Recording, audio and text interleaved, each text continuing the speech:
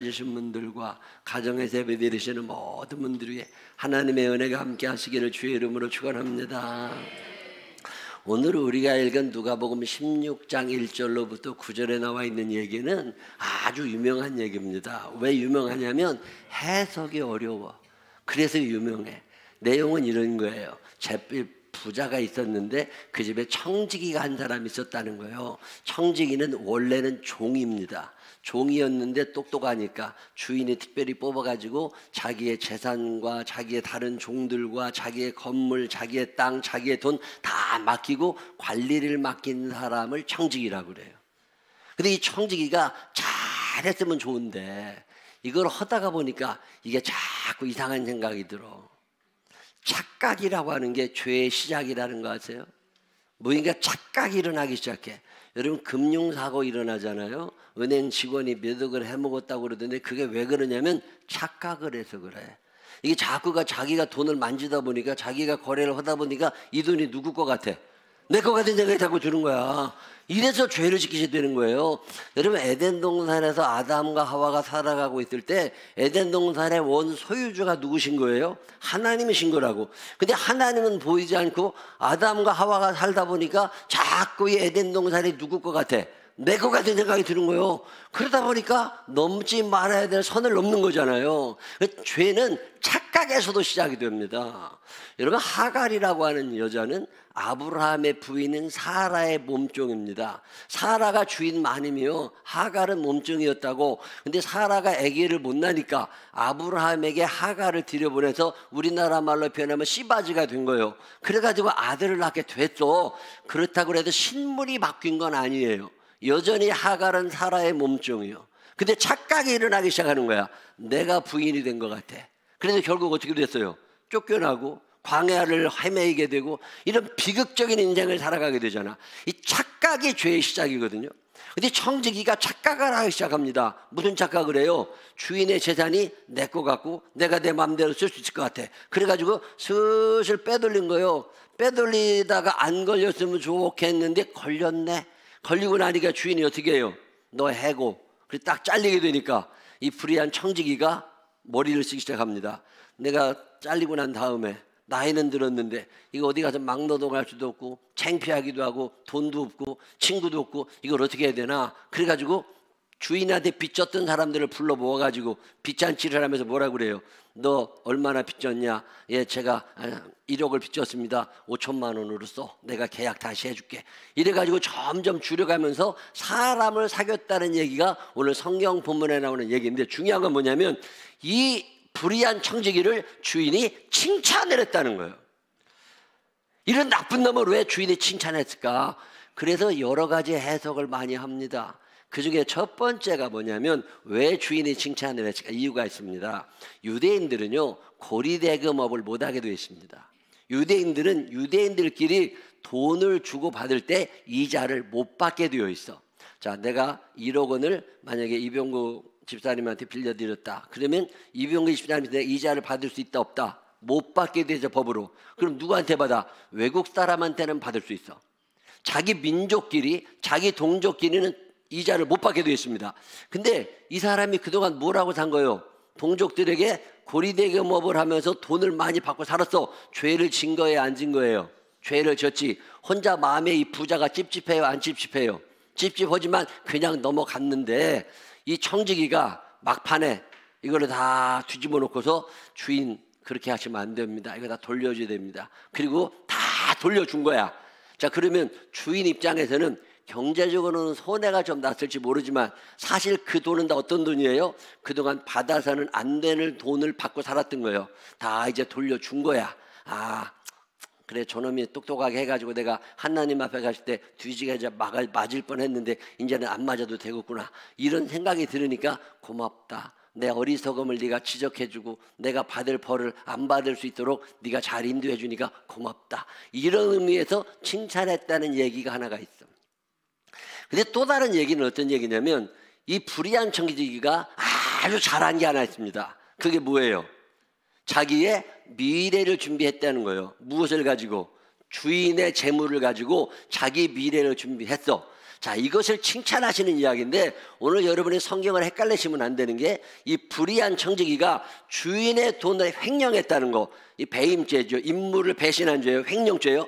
이 죄를 칭찬하시는 게 아니에요. 주인의 칭찬은 무엇을 칭찬하는 거예요? 너는 무엇을 하고 있었다? 미래를 준비했다고 하는 사실을 칭찬하는 거예요. 자, 여러분, 오늘 성경 본문을 읽을 때 여러분들이 선입견을 가지고 있어. 어떤 선입견을? 불의한 청지기가 왜 이게 잘한 일이야? 도둑질을 했다는 걸 잘했다고 그러는 게 아니에요. 뭘 잘했다고 그러는 거라고?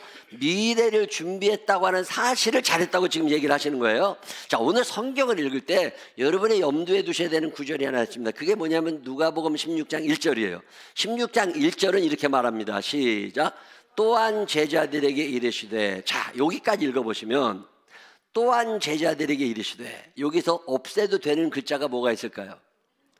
또한을 없애도 되잖아. 여러분이라면 성경을 뭐라고 썼겠어요? 예수님께서 제자들에게 이르시되, 이렇게 써도 되잖아. 근데 누가라고 하는 사람이 성경을 써나가면서 또한이라는 단어를 거기에 넣었어요. 왜 넣었을까요? 이유가 있지 않을까요? 또한이라는 단어는 언제 쓰는 단어예요? 앞에 뭔 얘기가 있고 더한다는 뜻이 또한이야. 자, 그러면 앞에 무슨 얘기가 있었어요? 누가복음 15장 3주 동안 배웠잖아요. 뭐 3주 전에 있었던 일을 지금까지 기억하겠어. 그냥 지난주 것도 다 헤매란 말. 자, 그러면 3주 동안 누가복음 15장에서 우리가 배운 게 뭔 얘기요? 예수님께서 바리새인과 서기관들에게 말씀하시기를 너희들은 이렇게 살아가야 돼. 어떻게 살아가라고? 사랑하며 살아가야 돼. 너네들 계산하며 살아가지 말고 사랑하며 살아. 너네들 비교하며 살아가지 말고 절대적으로 사랑하며 살아. 이런 양의 이야기, 이런 드라크마의 이야기, 두 탕자의 이야기, 그런 이야기를 하시면서 예수님께서 지금 제자들과 바리새인들에게 하시는 말씀이 뭐냐면 너희들이 인생 살 때 어떻게 살아가라? 사랑하며 살아가. 그게 제자의 삶이야. 이런 말씀을 열심히 하셨는데, 자, 사랑한다고 해서 될 일이 아니라는 거예요. 여러분, 사랑을 할 때 어떤 사랑을 해야 돼요? 지혜로운 사랑을 하라는 거예요. 성경에도 보면 미갈이라고 하는 여자 얘기가 나오죠. 다윗의 부인이었던 미갈. 미갈은 다윗을 사랑했습니다. 근데 지혜가 없었어. 지혜가 없어서 어리석게 사랑을 했다가 구박맞았어. 똑같은 사람이라도 지혜롭게 사랑할 줄 아는 사람들이 되시기를 바랍니다. 여러분, 살면서 지혜롭다는 얘기 들어보셨어요? 아직까지 이런 얘기를 안 들어봤으면 문제가 있는 거예요. 성령께서 내 안에 계시면 지혜의 은사를 주신다 그랬다고. 지혜로운 사람들이 되시기를 바랍니다. 옆 사람 손을 꼭 붙잡고 눈을 쳐다보면서 지혜의 은사는 있으셔. 시작. 지혜의 은사는 있으셔. 아이고, 쳐다만 봐도 한숨 나오는 것들이 한둘이 아니야. 지혜의 은사가 있어요. 지혜의 은사가. 그래서 예수님께서 무슨 말씀을 하시는 거냐면 너네 사랑해야 되는 거 맞아. 근데 사랑이 끝이라고 생각하지 말고 사랑하되 너희가 이 세상을 살아가면서 무엇을 같이 해야 된다? 지혜로워야 된다. 사랑하고 지혜롭게 살아가고, 사랑을 하되 지혜롭게 사랑하고. 신앙생활은 열심히 하는 것 같은데 어리석어. 이게 아니라 지혜로우라는 거예요. 오늘 예수님께서 하시는 말씀이 뭐냐면 세상에 불의한 것들도 지혜가 있어서 미래를 준비하려고 그러는데, 믿는 나는 너희들이, 제자인 너희들이 왜 그렇게 어리석게 살려고 그러냐는 거예요. 미래 정도는 준비해야 되지 않느냐. 그러면서 오늘 성경 본문에서 예수님은 지혜를 강조하세요. 여러분, 살아가는 날 동안에 지혜로운 사람들이 되시기를 바랍니다. 악한 것들이 더 지혜로워. 선한데 지혜롭고 악한데 미련하라고 예수님 말씀하시는데 우리가 악한 사람들보다 어리석어서는 안 됩니다. 세상 사람들보다 더 큰 지혜를 달라고 기도하시기를 바랍니다. 돈 달라고만 기도하지 말고 뭘 달라고 기도하시라고? 지혜를 달라고 기도하시라니까. 솔로몬의 인생에 대박이 난 사건은 그가 하나님께 무엇을 구해서? 지혜를 구해서. 그런 걸 알면서도 왜 여러분은 돈을 구하고 있냐고. 그러면 여러분은 뭘 구하고 살아가야 돼? 지혜를 구하고 살아가. 지혜를 구하는 사람들이 되시기를 바랍니다. 특별히 여러분, 자녀를 가르칠 때 지혜를 구하시기를 바랍니다.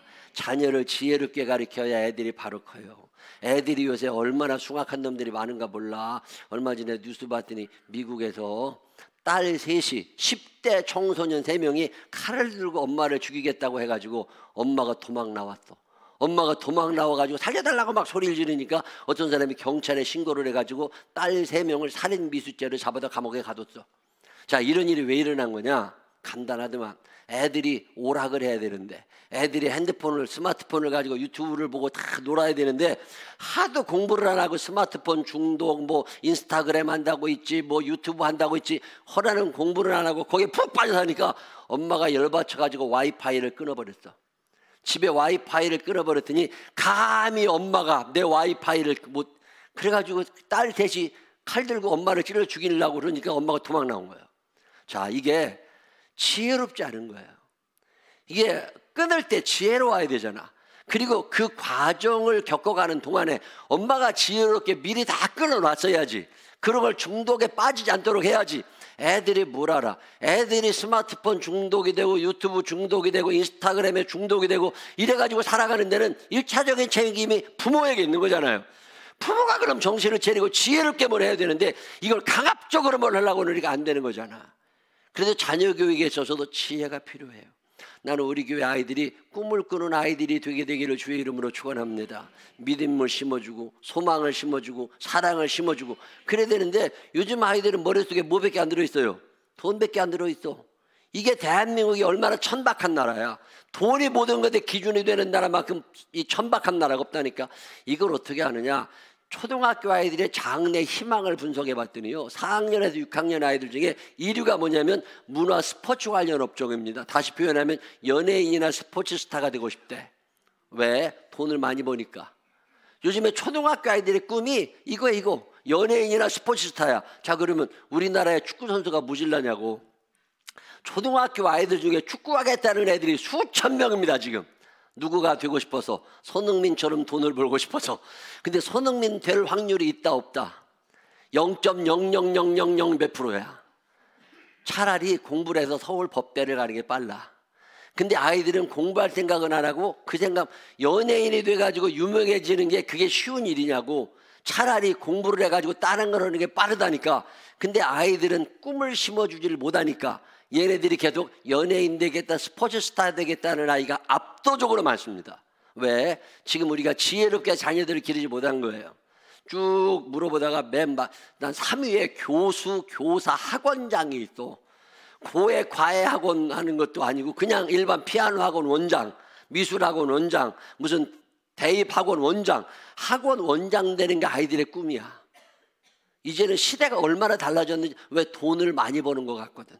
돈을 많이 버는 것 같으니까 학원장이 되고 싶어. 5위가 뭔 줄 아세요? 조리, 음식, 서비스업 종사자. 다시 표현하면 셰프가 되고 싶은 거야. 요리사가. 왜? 흑백 요리사를 봤거든. 그거를 봤더니 그게 요리사가 괜찮더라는 거예요. 자, 이게 아이들의 꿈을 심어주는 나라가 아니라 이놈의 나라가 테레비가 모든 걸 지배하는 나라가 되어버린 거예요. 그래서 부모들의 지혜가 필요한 시대가 된 거예요. 여러분, 부모님들이 자녀를 양육함에 있어서 지혜로운 부모들이 되시기를 주의 이름으로 축원합니다. 지혜를 달라고 기도하게 되시기를 바랍니다.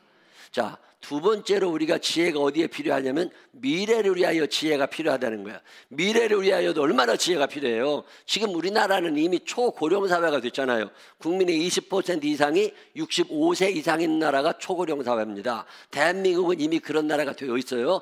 그러면 5명 중에 1명은 65세 이상이야. 여기 앉아 계신 분 중에 5명 중에 1명은 65세 이상이야. 그러니까 어르신들이 많은데 이분들이 노후 대책을 세웠냐고. 못 세웠다고. 그게 우리나라 노인 빈곤율이요, OECD 국가 세계 1위입니다. 이 빈부 차이가 너무 많이 나는 나라가 되고 노인들이 너무 가난해. 이게 연금 받고 사시는 분들이 많이 있더라고요. 자, 연금을 얼마씩이나 받냐? 그거를 조사한 걸 제가 찾아봤더니요, 우리나라에서 연금 받는 사람들의 평균 연금이, 소연아 이거 잡자가 넘겨. 연금을 얼마나? 자, 시작. 연금 평균이 65만 원이야. 65만 원이 평균인데 50만 원 미만가 42만 원 이하가 50%에 해당합니다. 이건 무슨 통계냐? 지역별로도 보니까 전남, 충남 이런 데가 연금을 못 받아. 어른들의 연금을 적게 받아. 다시 표현하면 여러분들의 어머니나 아버지가 전라남도나 충청남도에 살고 계시다면 용돈을 많이 보내드려야 된다 그 말이야. 근데 부모님이 어디 살고 계셔? 세종시에 살고 계시면 안 보내도 괜찮아. 이분들이 연금을 제일 많이 받는다네. 자, 이런 통계를 쭉 보면 우리나라 사람들이 노후 대책을 세운 것 같지만 못 세우고 사는 거예요. 과거에 노후 대책을 삼은 사람들이 많잖아. 자, 앞으로 그럼 미래 사회는 어떻게 될까? 더 어려워지게 되겠죠. 자, 그러면 여러분들이 사는 동안에 뭘 준비해야 돼요? 적당한 재물을. 노후 대책은 언제부터 세워야 돼요? 취직한 순간부터 세우라는 거예요. 취직한 순간부터 노후 대책을 세우지 않으면 이제는 어려워집니다. 내가 힘들어지면 내 주변에 있는 사람이 더 힘들어져. 내가 그들을 먹여 살려야 되는데 내가 놀잖아요. 그럼 남들이 더 힘들어진다니까. 근데 이런 생각을 못하고 계속 노는 것들이 한둘이 아니요. 보통 믿음 좋은 애들이 아닙니다. 청년 실업자가 20만 명이 넘는다고 그러더만 걔네들의 공통점은 믿음이 너무 좋은 아이들이에요. 국가를 믿든지 부모를 믿든지 믿는 구석이 있어. 그러니까 그러고 앉아 있는 거예요. 우리는 믿음이 없어. 내가 일 안 하면 다 죽을 것 같아. 그러니까 우리가 열심히 일을 해야 돼. 내가 믿음이 있는 거예요. 그 사람들이 믿음이 있는 거예요. 여러분, 재물 모으라는 거예요. 이거를 뭐 축적을 하라는 게 아니라 적어도 네가 남에게 피해 미치지 않을 만큼은 너희가 준비를 하고 살아가야 된다. 그래서 오늘 성경 본문에도 보면 이 불의한 청지기가 자기 노후를 준비하잖아요. 남한테 피해 안 미칠 만큼. 예수님이 이걸 칭찬하시는 거예요. 불의한 놈들도 그짓하면서라도 자기 노후를 준비하는데 너희들 믿는다는 사람들이 믿음 있다라고 얘기만 하면서 노후 준비를 전혀 하지 않으면 네가 노후에 누가 힘들어져? 자식이 힘들어지고 형제가 힘들어지고 다른 사람들이 힘들어지니까 왜 국가를 힘들게 해? 왜 교회를 힘들게 해? 그러지 말고 네가 지금부터 열심히 일하라는 거면서 노후 준비를 해나가는 게 지혜로운 거라고. 노후 준비 첫 번째 준비할 게 뭐라고요? 재물을 준비해야 돼. 돈 준비는 잘하고 계셔? 열심히 준비하는 사람 되시기를 바랍니다. 내가 준비하지 않으면 마귀가 미소 지을 일이 생깁니다. 자, 두 번째로 준비해야 될 게 뭐냐니까 친구를 준비하래요. 오늘 성경 본문에 보면 불의의 재물을 이용해서라도 누구를 사귀어라? 친구를 사귀어라. 왜? 하나님이요 천지와 만물을 창조하신 후에 다 좋았어. 근데 싫은 게 딱 하나 있으셨어요. 그게 뭐예요? 창세기 2장 18절에 보면 뭐라고 그래요? 여호와 하나님이 이르시되 사람이 혼자 사는 것이 좋지 아니하니. 하나님은 혼자 있는 걸 싫어하셔요. 좋지 않은 거예요. 외로운 거 좋은 거 아니에요. 외롭다 보면 우울해져. 근데 부부가 아무리 같이 사는 것 같아도 부부가 있지만 친구도 있어야 돼. 근데 부부가 또 죽기도 해. 근데 친구가 옆에 늘 있어야 된다고. 그래서 지금부터 불의의 제물로라도 너의 노후를 위해서라도 누구를 만들어라? 친구를 만들어라는 거예요.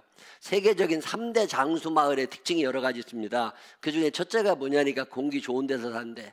오래 살고 싶거든 서울을 떠나시기 바랍니다. 이게 미래사 공기가 너무 안 좋아. 그냥 하루만 와이셔츠를 입어도 목이 새까매지는 게 서울이요. 근데 다른 데가 있잖아요. 강릉에 가 있다거나 제주에 가 있다거나 그러면 한 3일 입어도 때가 안 타. 이제 서울이 뭔가 이게 오염이 심각한 건 맞아. 근데 오래 살고 싶거든 공기가 좋은 데 살아가라. 두 번째가 뭐예요? 자연 그대로 먹어라. 소스 너무 많이 칠하지 말고 볶아 먹고 지져 먹고 삶을 그러지 말고 오이는 그대로 먹고 당면도 그대로 먹고 마늘도 그대로 먹고 가능하면 그대로 먹으라는. 그렇다고 생쌀은 먹으면 안 돼. 그거는 익혀 먹어야 되지만 밀가루도 그냥 먹으면 안 돼. 그런 건 해야 되지만 가능하면 자연 그대로 먹어라. 그 다음에 장수 마을의 특징이 뭐냐면 건강한 적당한 운동 중독자가 아니라 적당하게 운동은 꾸준히 하신답니다. 매일마다. 여러분도 운동 잘 할 거 아니에요. 그 다음에 제일 중요한 게 뭐냐면 함께래요. 장수 마을의 특징은 뭐든지 다 함께 한다네. 뭐 공동 축제도 많고 누구네 집에 잔치 있으면 다 가서 같이 먹고 어디도 움직여도 같이 하고 일도 같이 하고 함께 문화가 있대. 함께 문화. 이런 데가 오래 산다는 거예요. 왜? 하나님이 인간을 그렇게 만드셨거든. 근데 한국 사람들의 꿈이 뭔지 아세요? 혼자 사는 거야. 한국 사람들이 나는 혼자 살고 싶어 라고 얘기하는 사람이 64%랍니다. 63%. 자연이 좋아. 그래서 남자들, 나는 자연에서 사는 남자들 있잖아요. 그런 남자들 프로를 보면서 남자들이 열광을 하고 있습니다. 왜? 나도 언젠간 이 집을 떠날 날이 온다. 이 기쁜 날이 언제 올까? 그러면서 그 자연 속에서 사는 사람들의 얘기를 그렇게 좋아하고 있다는 거예요. 어느 날 남편이 없어지거든 어디로 찾으러 가야 돼? 산으로 찾으러 가야 돼. 이런 일이 생기지 않으려면 함께 살 수 있도록 강아지보다 남편을 우선순위에 놓아야 된다 그 말이요. 이게 지금 나가려고 준비하는 남자들이 한둘이 아니요. 어느 날 낚시 갔다고 하면서 바닷가에 살 준비를 하시는 분들도 계셔. 이게 혼자 사는 걸 꿈꾸는 사람들이 대한민국의 64%랍니다. 또 다른 통계를 하나 봐줘. 그러면 너 친구 몇 명이나 있는데? 그랬더니 평균 10명은 있다고 그러는데 평균적으로 그중에 내 마음을 털어놓고 같이 있을 수 있는 친구가 2명이 된다는 사람이 많지 않더랍니다. 그만큼 외롭게 사는 게 한국 사람들. 우리는 모두 다 외로운 사람들, 뭐 그런 노래 있잖아요. 만나면 뭐 그런 노래 있잖아요. 그래서 늘 외로움에 살아. 자, 그런데 묘한 통계가 하나 있는데 그게 뭐냐면, 친구들 중에 그래도 제일 친한 친구가 누구냐? 라고 물었을 때 초등학교 친구, 회사 친구, 교회 친구 이런 게 있는데요, 교회 친구가 압도적인 1위를 합니다. 예수 안 믿는 사람들하고 다 같이 통계를 내봤을 때 친밀감을 가장 많이 느끼는 사람이 누구냐니까 교회 친구래요. 그래서 선교회 모임을 가져라, 속회 모임을 가져라, 족구동호회도 가고 골프동호회도 가고 탁구도 치고 밥도 같이 나눠 먹고, 그게 세상 사람들, 직장인들 만나는 것보다 친근감이 훨씬 가까워진대요. 어제도 맨니어 선교회인가 도시 뭐 싸가지고도 저기 우리 강릉 쉐어하우스에 1박 2일 간다고 출발했다가 왔어. 그게요, 별거 아닌 것 같지만 굉장히 친근감을 주고요, 외로울 때 친구가 되어주고 버텨낼 수 있는 힘이 거기서 나온다는 거예요. 특별히 교회는 봉사 공동체, 친교 공동체잖아요. 봉사는 혼자 하기가 어렵습니다. 교회 청소를 해도 같이 가야 돼. 캄보디아에 가도 뭐 봉사를 해도 같이 가야 돼. 이렇게 늘 같이 움직이는 집단이 교회이기 때문에 교회에 있는 사람들이 정신적으로도 굉장히 건강하다는 거예요. 그래서 또라이가 별로 안 나옵니다. 이게 보통 감사한 일이 아니에요.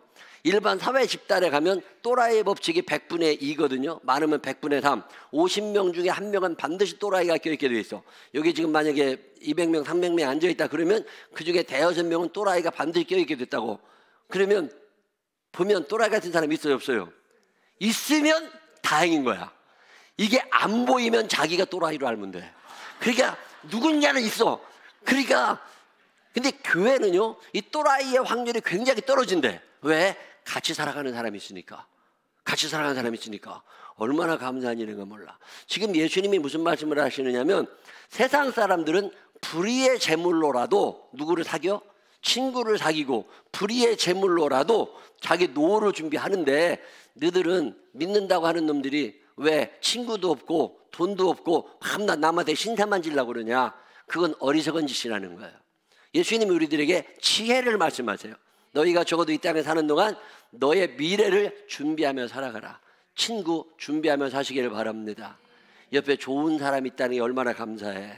옆 사람 손을 꼭 붙잡고 눈을 쳐다보면서 오늘도 제 옆자리에 앉아주셔서 감사합니다. 시작.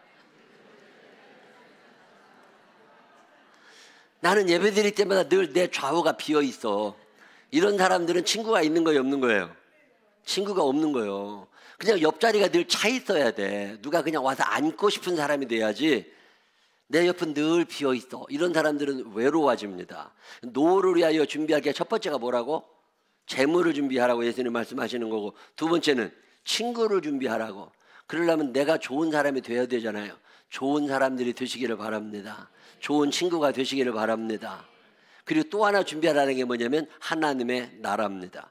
하나님의 나라를 준비할 줄 알아야 미래가 재밌어집니다. 하나님의 나라는 이 땅에서도 맛볼 수 있고 죽어서 천국에서도 맛볼 수 있어요. 근데 우리가 죽음이 두려워하면 안 됩니다. 아무것도 두려워 말라. 왜? 하나님이 나를 위하여 미래를 준비하셨고 천국도 준비하셨으니까. 그럼 우리가 어떻게 살아가야 돼요? 하나님 사랑, 이웃 사랑하면서 기도하고 착하게 살고 구제하며 살고 백부장 고넬료처럼 그렇게 살아가면 얼마나 행복하겠어요. 자, 그러면 이런 준비를 해요, 안 해요? 지금부터 해야 되잖아. 하나님 사랑, 이웃 사랑을 내 몸으로 만들어내야 되잖아요. 미래를 두려워하지 말라는 거예요. 내일 일을 염려하지 말라고 예수님 말씀하시는데, 내일 일은 염려하는 게 아니라 내일 일은 준비하는 거예요. 내일 일을 염려하지 말고 내일 일을 준비하자. 시작. 자, 여러분은 내일 일을 염려하고 살아요? 내일 일을 준비하고 살아요? 내일 일을 염려하지 말라고. 왜? 준비가 다 돼 있어. 그리고 옛날부터 내가 준비를 해왔어. 그러면 준비돼 있으니까 염려하지 않는데, 왜 우리가 자꾸 염려하느냐? 내 머릿속에는 성공해야 된다는 부담이 있습니다. 여러분의 불의한 청지기의 비유를 읽을 때 자꾸 이상하게 읽느냐면, 불의한 청지기가 지금 이 사람이 돈으로 횡령했다는 것 때문에 기분이 나쁜 거야. 자, 여러분 불의한 청지기의 비유를 읽을 때 여러분을 불의한 청지기라고 생각해요? 그 부자 주인님이라고 생각해요? 불의한 청직이라고 자기 스스로 느낀 사람은 거의 없습니다. 대부분은 자기를 누구라고 느껴요? 부자야. 내 걸 저놈이 뺏어갔어. 그래 돈으로 보는 걸 계산하려고 그러는 거예요. 돈이 있으면 성공한 것 같고 돈이 없으면 망한 것. 절대 그렇지 않아요. 제가 참 좋아하는 말 하나가 있습니다. 우리가 왜 이 세상을 불행하게 사느냐면 우리의 가치 판단의 기준이 돈에 가 있어서 그래요. 돈이 많으면 성공한 거고 돈이 적으면 실패한 거고 그렇게 생각하지 말라고. 참 유명한 말입니다. 한번 읽어보겠습니다. 다음 페이지에. 시작. 영어로 읽어보세요. 시작. Service not success예요. 우리는 무엇을 추구하며 살아요? 성공, success를 추구하며 살아가는 거예요. 그래서 불행한 거예요. 그래서 사는 게 힘든 거예요. 근데 성경은 뭐라고 얘기해요? 하나님의 나라를 바라다보면서 너 이제 서비스, 섬김의 삶을 살아가 보라는 거예요. 내가 오늘 섬김의 삶을 살 때 하나님이 섬길 수 있는 재물을 줄 거 아니에요. 내가 섬기는 삶을 살 때 하나님께서 섬길 수 있는 친구를 같이 보내줄 거잖아요. 그럼 우리의 삶의 방향이 석세스, 성공을 위하여 달려가지 말라는 거예요. 아, 하나님이 나를 이 땅에 나를 보내실 때 가지셨던 하나님의 생각을 이루어드려야 되겠다. 그럼 내가 어떤 인생이 돼야 돼요? 서비스. 내가 하나님께서 우리를 사랑하셔서 나를 위하여 그렇게 헌신해 주셨던 것처럼 십자가를 주셨던 것처럼 나도 그런 인생을 살아가야 되겠다. 그러면서 석세스의 포인트를 두지 말고 어디에? 서비스의 포인트를 두는 인생을 살아가 봐라. 그러면 거기에 누가 따라와요? 친구가 따라와. 거기에 뭐가 따라와요? 돈이 따라와. 그러면서 거기에 하늘나라의 상급이 따라와. 근데 우리는 늘 어디에 초점이 있어요? 석세스. 성공에만 우리의 관점이 있다는 거지. 오늘 불의한 청직의 비유를 통하여 예수님이 우리에게 말씀하십니다. 불의한 사람들도 무엇은 준비하고 살아? 미래는 준비하고 살아. 근데 너희들 제자라는 사람들이 왜 미래를 준비하지 않니? 너희들 앞으로 뭘 준비해라? 미래를 위하여 재물도 준비하고 친구도 준비하고 하나님 나라에 가서 받을 상급도 준비하고 그러면서 살아가야지. 오늘 성공이 다인 것처럼 돈이 다인 것처럼 살아가지 말라고. 여러분 살아간 날 동안 이 말씀이 우리 안에 있어서 지혜로운 사람들이 되어서 세상 사람들보다 더 지혜롭게 여러분의 미래를 잘 준비해 나갈 수 있는 믿음의 사람들이 되시기를 주의 이름으로 축원합니다. 기도하겠습니다. 좋으신 아버지 하나님, 우리가 지금 준비는 잘하고 있습니까?